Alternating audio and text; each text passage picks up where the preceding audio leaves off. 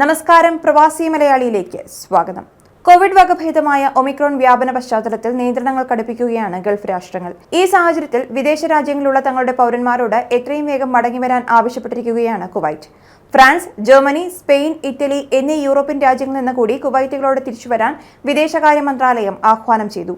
കഴിഞ്ഞ ദിവസം ബ്രിട്ടനിലുള്ള കുവൈറ്റുകളോടും സ്വന്തം രാജ്യത്തേക്ക് മടങ്ങിവരാൻ ആവശ്യപ്പെട്ടിരുന്നു. അതത് രാജ്യങ്ങളിലെ എംബസികൾ വഴിയാണ് നിർദ്ദേശം നൽകിയത്. യൂറോപ്യൻ രാജ്യങ്ങളിൽ ഒമിക്രോൺ വൈറസ് വ്യാപിക്കുന്ന പശ്ചാത്തലത്തിലാണ് നിർദ്ദേശം. ഈ രാജ്യങ്ങളിലേക്ക് യാത്രയ്ക്കൊരുക്കുന്ന കുവൈറ്റുകളോട് യാത്ര മാറ്റിവെക്കുവാനും നിർദ്ദേശിച്ചിട്ടുണ്ട്. ഒമിക്രോൺ കേസുകൾ വർദ്ധിക്കുന്ന സാഹചര്യത്തിൽ ഈ രാജ്യങ്ങൾ ലോക്ഡൌണിലേക്ക് പോകാൻ സാധ്യതയുണ്ടെന്നും യാത്രകൾ വിദേശകാര്യ മന്ത്രാലയത്തിന്റെ നിർദ്ദേശം അനുസരിച്ച് ക്രമീകരിക്കണമെന്നും എംബസികൾ അറിയിച്ചു.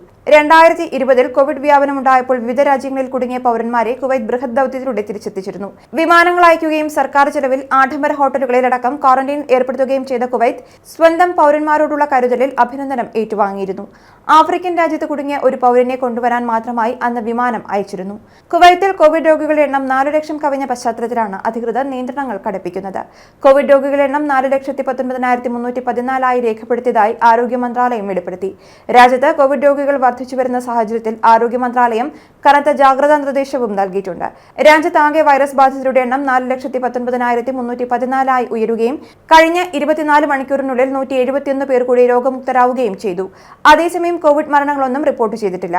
22,491 പുതിയ കോവിഡ് ടെസ്റ്റുകൾ നടത്തുകയും 4,773 പേർ ചികിത്സയിലും 8 പേർ തീവ്രപരിചരണ വിഭാഗത്തിലും കഴിയുകയാണ്.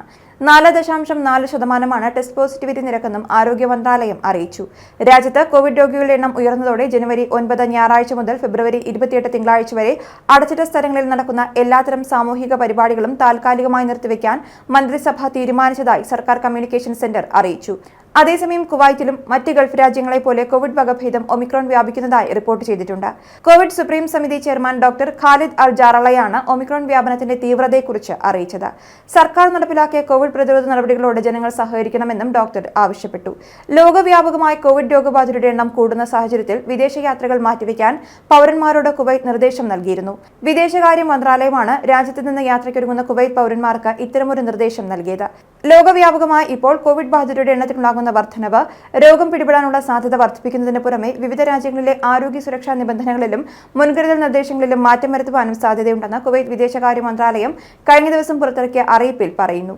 വിവിധ രാജ്യങ്ങളിൽ ലോക്ഡൌൺ ഏർപ്പെടുത്തുവാനോ വിമാനങ്ങൾ വൈകാനോ വിമാനയാത്രകൾ റദ്ദാക്കപ്പെടാനോ സാധ്യതയുണ്ടെന്നും വിദേശത്ത് ഇത്തരം അവസ്ഥകൾ നേരിടേണ്ടി വരുന്നത് ബുദ്ധിമുട്ടാകുമെന്നും ചൂണ്ടിക്കാട്ടിയാണ് യാത്രാ പദ്ധതികൾ മാറ്റിവെക്കാനുള്ള നിർദ്ദേശം നൽകിയിരിക്കുന്നത്. ന്യൂസ് ഡെസ്ക്, പ്രവാസി മലയാളി.